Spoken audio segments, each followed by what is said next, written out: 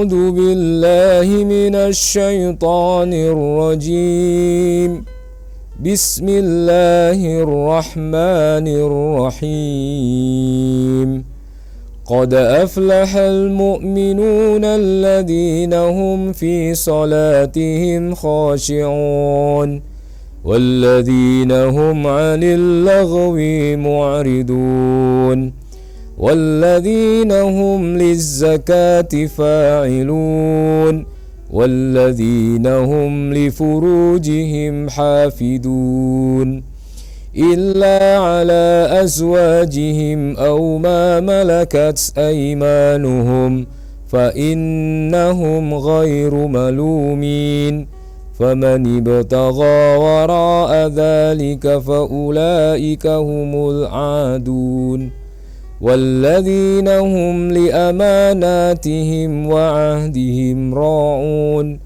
والذين هم على صلواتهم يحافظون أولئك هم الوارثون الذين يرثون الفردوس هم فيها khalidun. Pemirsa, ayat yang saya baca ini memberikan gambaran kepada kita ciri-ciri orang mukmin yang beruntung, yakni orang-orang yang Allah Subhanahu wa taala sampaikan yang salatnya khusyuk, menjaga kekhusyukan salatnya sehingga dia bisa terhindar dari kemaksiatan dan dosa. Termasuk di dalamnya di ayat yang paling akhir atau sebelum akhir Allah Subhanahu mengatakan walladzina hum ala sholawatihim yuhafidun, yakni orang-orang mukmin yang terhadap salatnya mereka senantiasa menjaganya, tidak meninggalkannya, tidak kemudian durhaka kepada Allah Subhanahu wa taala, akan tetapi senantiasa menjaganya. Maka orang-orang yang seperti itu, ma'asyiral muslimin, mereka akan mewarisi apa? Mewarisi surga Firdaus yang telah disediakan untuk mereka. Semoga kita semua menjadi orang-orang beriman yang senantiasa menjaga sholat, sehingga sholat itu bisa mencegah perbuatan dari keji dan munkar. Terima kasih. Wassalamualaikum warahmatullahi wabarakatuh.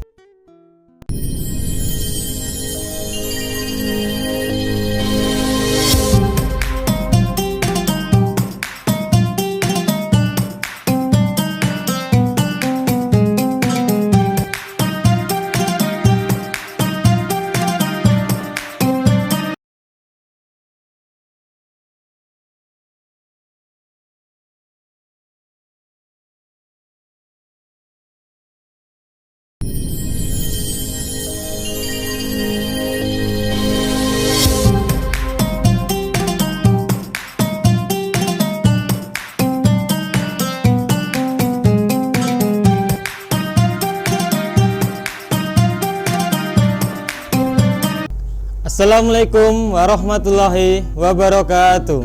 Waalaikumsalam warahmatullahi wabarakatuh. Alhamdulillahirabbil alamin.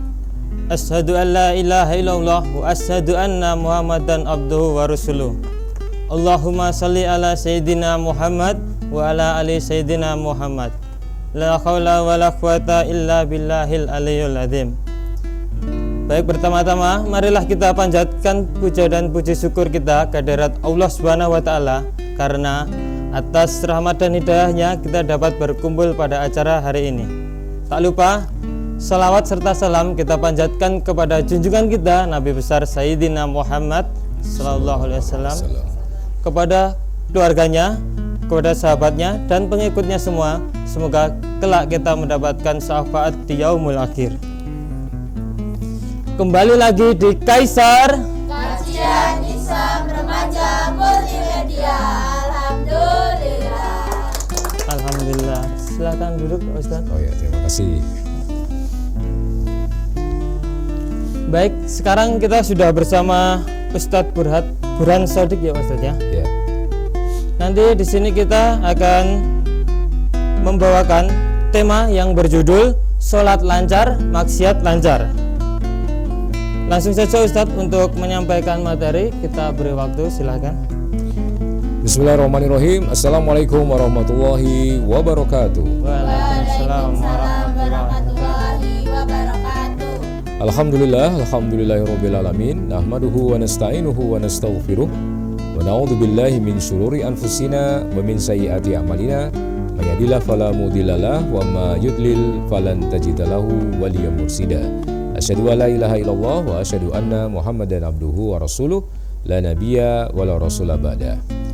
Alhamdulillah para pemirsa, para remaja yang di rumah ataupun yang ada di studio, alhamdulillah pada kesempatan kali ini kita bisa bersua, bisa bertatap muka di program ini dalam kondisi sehat walafiat, tidak kurang suatu apa.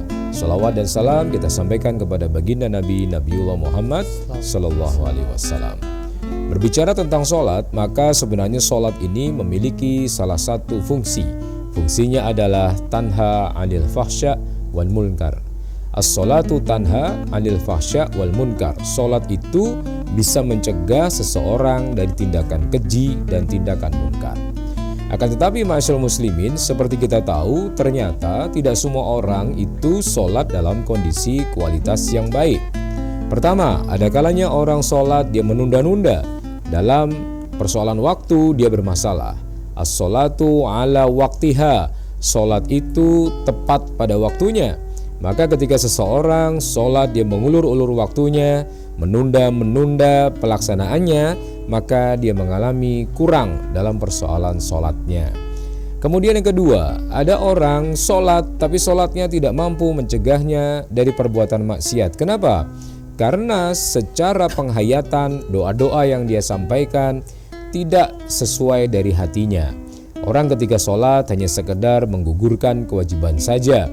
Sholat hanya karena memang sekedar agar dia kemudian terlepas dari kewajiban sholatnya. Maka apa yang disampaikan, doa-doa yang diucapkan itu bukan dari hatinya, tetapi hanya sekedar hafalan-hafalan tanpa makna. Coba kalau seandainya remaja yang di studio atau mungkin remaja yang ada di rumah, kalian meminta sesuatu kepada orang tua kalian tapi tidak dengan penghayatan, tidak dari hati. Kalian minta motor tapi dengan omongan yang sangat cepat, maka yang terjadi adalah orang tuamu tidak melihat bahwa kamu sungguh-sungguh meminta motor kepada mereka. Tapi orang tua kamu berpikir bahwa kamu hanya omongan kosong saja yang tidak perlu digubris dan tidak perlu dipedulikan. Nah, itu saja kepada makhluk. Lalu bagaimana kemudian kita dengan Allah Subhanahu wa taala? Kalau apa yang kita sampaikan dalam sholat itu tidak ada maknanya, tidak kita hayati, tidak muncul dari hati kita yang paling dalam, maka apa yang kita ucapkan, doa yang kita sampaikan terasa hampa, terasa kosong karena kita sendiri tidak tahu apa dari apa yang kita ucapkan itu. Gak tahu artinya, gak ngerti apa yang dia minta. Lalu bagaimana Allah Subhanahu wa ta'ala akan memberikan efek dari ketaatan dia sholat tersebut. Kemudian yang ketiga, yang menjadi penting, kenapa kok kemudian orang sholat terus tapi maksiat juga terus? Sholat lancar, maksiat juga lancar. Karena yang ketiga adalah mereka tergesa-gesa di dalam sholatnya. Mereka dicuri oleh setan di dalam sholatnya. Akhirnya gerakannya terlalu cepat, gerakannya tidak bisa dia nikmati, tidak menumbuhkan rasa takut kepada Allah Subhanahu wa ta'ala. Maka kita lihat orang sholat, orang pergi ke masjid, orang jamaah, tapi ternyata dia korupsi. Orang jamaah, orang pergi ke masjid, tapi ternyata dia melakukan kemaksiatan di dalam kehidupannya. Nah, kemudian yang keempat, ma'asyiral muslimin rahimakumullah, yang perlu dilihat adalah bahwa konsentrasi, kekhusyukan itu menjadi penting ketika seseorang itu sholat. Allah Subhanahu wa ta'ala berfirman dalam surat Al-Mu'minun, qad aflahal mu'minun alladzina hum fi sholatihim khashi'un. Sungguh sangat beruntung orang-orang yang mukmin. Siapa?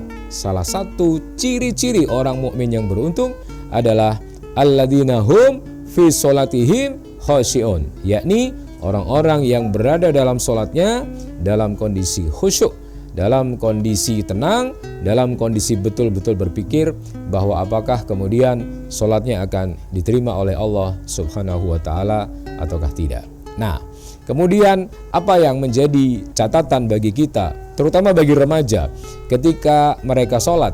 Pertama, jangan sampai kemudian kita suka menunda-nunda waktu sholat kita. Lakukan sholat secara on time. Ketika kalian mendengarkan azan, Allahu Akbar, segeralah pergi ke masjid. Kemudian segeralah tunaikan sholat, jangan ditunda-tunda lagi. Kemudian yang kedua, pahamilah artinya, ketahuilah apa yang kita baca. Misalnya ketika kita ngomong, ketika kita sholat, Bismillahirrahmanirrahim, dengan menyebut nama Allah yang Maha Pengasih lagi Maha Penyayang. Alhamdulillahirabbil alamin, segala puji bagi Allah, Rabb semesta alam. Jadi apa yang kita sampaikan betul-betul kita mengetahuinya. Ketika kita doa misalnya, sesuatu yang kita ucapkan dalam sholat kita, kalau kita nggak tahu, maka itu akan menjadi pengurang dari apa yang kita lakukan di dalam sholat tersebut. Nah, sebagian besar ma'asyiral muslimin yang terjadi adalah orang ketika dia sholat, tapi sholat itu tidak bisa mencegahnya dari perbuatan keji dan munkar. Sholat hanya sekedar penggugur kewajiban saja.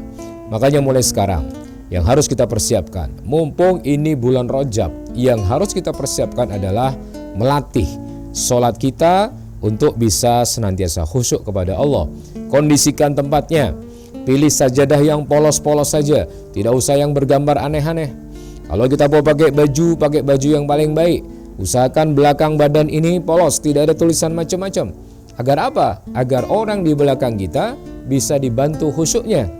Maka kenapa kemudian para imam ketika kemudian mau sholat, mereka bilang sawwu sufufakum, luruskan, rapatkan. Karena dalam satu barisan itu, manakala satu orang saja khusyuk, maka pahala khusyuk itu akan dimiliki oleh orang yang berada di shaf tersebut, manakala shafnya itu rapat. Akan tetapi jika kemudian orang sholat sendiri-sendiri, lebih memilih sholat di rumah-rumah mereka masing-masing, pahalanya cuma satu. Sedangkan kalau kita jamaah, pahalanya 27 kali lipat dibandingkan kalau kita sholat sendirian. Nah, momentum ini remaja yang dimuliakan Allah, jangan sampai kemudian bilang kayak gini, waduh, saya ini masih banyak dosa, saya ini masih banyak salah, saya ini kotor, saya ini gak pernah melakukan kebaikan. Ya sudah, saya gak usah sholat aja. Karena sholat itu hanyalah untuk orang-orang yang suci-suci saja, orang yang gak pernah berbuat dosa, orang yang calon-calon surga. Anggapan seperti itu salah. Justru ketika kita ini masih kotor, justru ketika kita ini masih gak bagus, justru ketika kita ini kadang-kadang naik turun di dalam berbuat kebaikan, kadang khilaf, kadang taat, kadang khilaf, kadang taat, maka sholat adalah bagian dari cara kita bersyukur kepada Allah Subhanahu wa ta'ala. Diberi ruas-ruas tangan semuanya berfungsi, diberi nyawa, diberi napas, diberi telinga, diberi mata, diberi kaki, diberi semuanya gratis. Maka wujud terima kasih kita kepada Allah adalah menjalankan sholat. Makanya Islam itu mudah, tapi jangan dibikin mudah. Islam itu gampang, tapi jangan digampangkan. Sholat gak bisa berdiri, silahkan sholat dengan duduk. Sholat gak bisa duduk, silahkan dengan berbaring. Sholat gak bisa berbaring, silahkan dengan kedipan mata. Nah, kalau seandainya dengan kedipan mata saja kita juga sudah tidak bisa, maka saatnya untuk kita disolatkan oleh orang lain. Makanya oleh karena itu, dalam kondisi apapun, dalam kondisi seperti apa, safar, bepergian, tetap sholat. Ambil rukhsahnya, ambil keringanan dari Allah Subhanahu wa ta'ala. Yang jamak bisa dijamak, yang kosor bisa dikosor, yang 4 rakaat bisa 2 rakaat. Asalkan apa? Memenuhi syarat dari perjalanan kita tadi. Allah suka yang mudah-mudah, Allah tidak mempersulit hambanya. Makanya coba bayangkan kalau seandainya kita diberi rumah, suruh make bertahun-tahun gak usah bayar. Coba kalau seandainya kita dikasih voucher makan di restoran, makan terus gak usah bayar, gratis. Lalu apa yang akan kita lakukan kepada orang yang memberikan itu semua? Pasti kita akan berterima kasih, bersyukur atas kebaikan-kebaikan yang telah Dia berikan kepada kita. Begitu juga kepada Allah. Allah hanya memerintahkan kita untuk sholat tidak banyak, 5 kali dalam sehari. Allah hanya memerintahkan kita sholat 5 kali dalam sehari. Padahal dulu Nabiullah Muhammad SAW, wahyu pertama yang turun 50 kali dalam sehari. Ketemu Nabi Musa, kemudian Nabi Musa mengatakan, wahai Rasulullah, umatmu tidak akan mampu sholat sehari 50 kali. Maka oleh karena itu hanya 5 kali saja dalam sehari. Itu pun kita mengatakan, ya Allah saya sibuk, ya Allah saya nggak sempat, ya Allah saya dalam hal ini tidak bisa melakukan sholat seperti yang Engkau perintahkan. Makanya ma'asyiral muslimin, remaja yang di rumah, remaja yang di studio, perbaiki cinta kita kepada Allah, perbaiki syukur kita kepada Allah, wujud terima kasih atas segala apa yang telah Allah berikan dengan terus menjaga sholat kita. Karena Salat adalah salah satu amalan yang akan dihisab oleh Allah Subhanahu wa taala pertama kali ketika manusia dibangkitkan. Maka pertanyaannya bukan titelmu apa, pertanyaannya bukan sedekahmu seperti apa, pertanyaannya bukan baca Qur'anmu kayak gimana, tapi pertanyaannya adalah salatmu bagaimana. Maka banyak orang masuk neraka sakor, kemudian ditanya, ma salakakum fis sakor, apa yang menyebabkan kalian masuk sakor? Apa yang menyebabkan kalian masuk neraka sakor? Ya Allah, sesungguhnya kami dulu di dunia bukanlah termasuk orang-orang yang mendirikan sholat. Terima kasih. Wassalamualaikum warahmatullahi wabarakatuh. Waalaikumsalam warahmatullahi wabarakatuh. Masya Allah, alhamdulillah Ustadz ya. Terima kasih atas penjelasannya. Nah, itu tadi adalah penjelasan kita dari Ustadz. Bisa kita ambil kesimpulan ya. Untuk tadi waktu, khusyuk dan memahami arti. Jadi sholat itu tiang agama ya Ustadz ya. Jadi salah satu apa yang kita nanti dihisab pertama kali Ustadz ya. Ya. Untuk selanjutnya jangan kemana-mana. Setelah ini kita akan kembali ke pertanyaan yang udah kita siapkan. Jadi tetap di Kaisar Kajian Islam Remaja Multimedia. Alhamdulillah.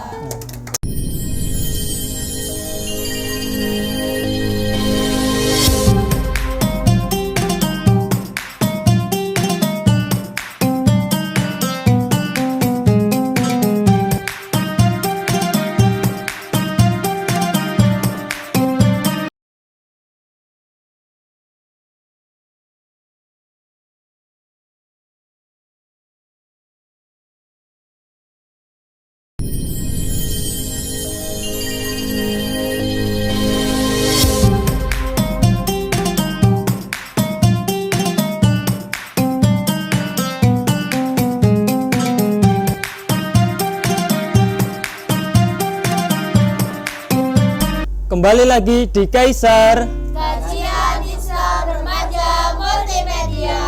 Alhamdulillah. Terima kasih masih berada di acara ini. Kita akan masuk ke segmen tanya jawab Ustadz. Yang pertanyaannya sudah kita siapkan dari beberapa Ustadz. Ini udah ada banyak di Instagram kita. Mungkin nanti ada beberapa saja. Salah satunya ini dari Natalia Putri 493. Ustadz, bagaimana cara mengingatkan kesalahan seseorang dalam berucap maupun perbuatan yang dilakukan berulang-ulang tanpa menyakiti hatinya? Silakan Ustadz. Ya, baik. Bismillahirrahmanirrahim. Terima kasih kepada Mbak Natalia Putri yang sudah bertanya. Pertama, bagaimana cara kita menegur orang yang melakukan kesalahan berulang-ulang tanpa harus menyakiti perasaannya? Pertama, setiap pengobatan itu pasti ada rasa sakitnya, ya. Ketika kita sakit, berangkat ke dokter, kemudian kita mungkin ada sesuatu di sana, diobati oleh dokternya, pasti ada rasa sakitnya. Cuma persoalannya rasa sakitnya ini bisa dikurangi atau tidak. Tapi bahwa orang punya rasa sakit itu pasti iya. Nah, makanya cara kita pertama menegur dengan secara pribadi. Jangan ditegur di depan umum. Nanti dia bisa menjadi malu, merasa bersalah, kemudian dia membenci kita. Karena kadang-kadang nasihat itu ditolak bukan karena nasihatnya buruk, tapi karena cara kita menyampaikannya yang salah. Kemudian yang kedua, coba cari momen di mana orang itu bisa menerima nasihat, ya. Pertama, ya ini misalnya ketika kita berdua saja, kemudian kita ajak dia makan, setelah kenyang, baru kemudian kita kasih masukan-masukan, kita kasih nasihat kepada yang bersangkutan. Kemudian yang ketiga, perlu dipahami bahwa kita memang nahnu duat laisal qudot. Kita ini dai, kita ini orang-orang yang cuma bisa menyeru, tapi kita tidak bisa menghakimi, kita tidak bisa memaksa. Dan la ikraha fid din, qad tabayyana rusdu minal ghayy. Tidak ada paksaan di dalam agama karena telah jelas manakah petunjuk dan manakah yang bukan. Makanya Mbak Natalia sampaikan aja kebaikan terus dengan cara berbagai macam, lewat sini nggak bisa, lewat sini nggak bisa, lewat sini. Dan jangan memaksa seseorang untuk berubah kecuali kita memohon kepada Allah agar Allah yang merubahnya. Demikian. Ya, terima kasih atas penjelasannya Ustadz ya. Lalu untuk pertanyaan selanjutnya Ustadz dari FKR_CF. Assalamualaikum warahmatullahi wabarakatuh. Waalaikumsalam. Izin bertanya, apa pendapat Ustadz mengenai pemuda-pemudi zaman sekarang yang taat beribadah tapi juga melakukan hal-hal yang melanggar agama. Misalnya, laki-laki dan perempuan yang bukan mahramnya yang berboncengan. Silakan Ustaz. Ya. Setiap orang itu memiliki jebakan-jebakan amal, ya. Apa yang dimaksudkan dengan jebakan-jebakan amal? Ada seseorang dia dijebak oleh setan pada titik lemahnya dia. Misalnya kalau seseorang itu lemahnya di uang, maka ketika dia pegang uang digoda oleh setan untuk korupsi. Ketika seseorang misalnya lemahnya di wanita, dia akan digoda agar dia menjadi pribadi yang melanggar agama gara-gara perempuan. Maka sudah banyak kisahnya. Ketika seorang abid, seorang ahli ibadah, kemudian dia dititipi oleh kawannya seorang anak gadis. Kemudian anak gadisnya itu dititipkan selama dia berdagang. Dia bilang, tolong jaga anak gadis saya. Saya tidak bisa. Jangan kamu kasihkan ke saya. Lalu kalau tidak kepada kamu, kepada siapa? Aku akan memberikan atau menitipkan anak gadisku. Oke, baik. Kalau begitu syaratnya dia harus tinggal di basement atau di bawah. Akhirnya setiap hari dia digoda setan. Kamu ini bagaimana? Orang tua sama anak muda, sama gadis, sama anak-anak ngasih makan dari atas. Kenapa enggak kamu taruh di bawah saja? Kenapa enggak kamu hantarkan kepada dia? Akhirnya ketika dia hantarkan, dia lihat orang ini cantik sekali. Akhirnya kemudian dia merasa tertarik. Nah, orang akan diserang setan pada titik lemahnya. Makanya tetaplah beribadah, tetaplah berbuat baik meskipun kadang kita masih maksiat, ya. Karena dengan perbuatan baik itu akan menghapus maksiat kita. Dan usahakan ketika pengen bermaksiat, istighfar kepada Allah, mohon ampun, mohon pertolongannya untuk menghadapi godaan setan tersebut. Seperti itu. Ya, terima kasih Ustadz, sudah sangat jelas sekali ya tadi. Mungkin dari sini ada yang mau ditanyakan? Ya. Ketika sedang sholat, yang cowok mengimami ceweknya, padahal mereka belum mahram, apakah itu boleh? Ya. Apakah boleh seorang laki-laki mengimami seorang perempuan, ya, sendirian? Ya, ceweknya sendirian, imamnya juga sendirian. Imam Nawawi menyebutkan bahwa sholat berjamaah seperti ini tidak dikatakan berjamaah karena mereka bersunyi. Artinya mereka cuma bersendirian, 2 orang saja. Kecuali kalau seandainya ditambah 1 orang lagi, misalnya perempuannya ada 1 lagi yang makmum kepada pria tersebut, atau ada seorang laki-laki yang makmum kepada laki-laki tersebut, maka kedua orang ini tidak ada jamaah baginya, tapi cenderung justru malah melakukan kesalahan karena telah sholat berdua saja bersama dengan seorang perempuan, ya, bukan mahramnya dia. Demikian. Ya, terima kasih Ustadz ya, tadi sudah sangat jelas sekali. Oh, ini masih ada 1 lagi. Ya, silahkan. Pada zaman sekarang kan banyak para remaja yang sudah tahu itu larangan, tapi tetap dilanggar gitu Pak Ustadz. Bagaimana cara menyikapinya? Ya, bahwa remaja itu terpenjara atas ketidaktahuannya. Semakin dia tidak tahu, semakin peluang bagi dia untuk melakukan kemaksiatan atau kesalahan-kesalahan. Makanya seperti anak kecil yang tidak tahu tentang berbagai hal, anak kecil bisa saja memecahkan guci kesayangan bapaknya karena dia tidak tahu bahwa itu benda berharga. Maka banyak kita temukan banyak orang tua yang merusak HP karena banyak orang tua memukul anaknya karena merusak HP orang tuanya, tapi tidak ada orang tua yang merusak HP-nya karena telah merusak anaknya. Maka oleh karena itu, yang penting adalah edukasi, terus diberikan dakwah, semangat agar berbuat baik, agar mereka kemudian nantinya bisa mengikuti ilmu dan tidak mengikuti nafsunya. Seperti itu. Ya, mungkin itu tadi penjelasan dari Ustadz ya. Ya, sudah tidak terasa kita sudah di berujung acara. Mungkin nanti kita akan berdoa untuk Ustadz yang kita cintai ini. Untuk waktu yang tempat kita persilahkan Ustadz. Baiklah ma'asyiral muslimin yang di rumah ataupun di studio, marilah kita berdoa kepada Allah Subhanahu wa taala agar Allah melipat gandakan pahala kita, menghapuskan dosa dan kesalahan kita, serta memberikan kepada kita jalan keluar dari masalah-masalah kita. A'udzubillahi minasyaitonirrajim. Bismillahirrahmanirrahim. Innallaha wa malaikatahu yusholluna 'alan nabi ya ayyuhalladzina amanu shallu wa sallimu taslima. Ya Allah, bimbinglah kami para remaja. Ya Allah, kuatkanlah kami orang-orang yang berada di studio ini dan juga orang-orang yang berada di rumah agar kami senantiasa mendapatkan hidayah dan cahayamu. Rabbana la tuzigh qulubana ba'da idh hadaitana wa hab lana min ladunka rahmah wa hayyi' lana min amrina rasyada. Rabbana ighfir lana wa liwalidayna warhamhuma kama rabbayana shighara. Rabbana atina fid dunya hasanah wa fil akhirati hasanah wa qina adzabannar. Walhamdulillahirabbil alamin. Terima kasih kepada Ustadz. Ini tadi semoga sangat bermanfaat untuk remaja di Kaisar ini Ustadz ya. Dan jangan lupa untuk acara ini kita disiarkan di YouTube Ratu Multimedia, dan jangan lupa untuk like, komen, dan subscribe. Sampai jumpa di lain acara. Tetap di Kaisar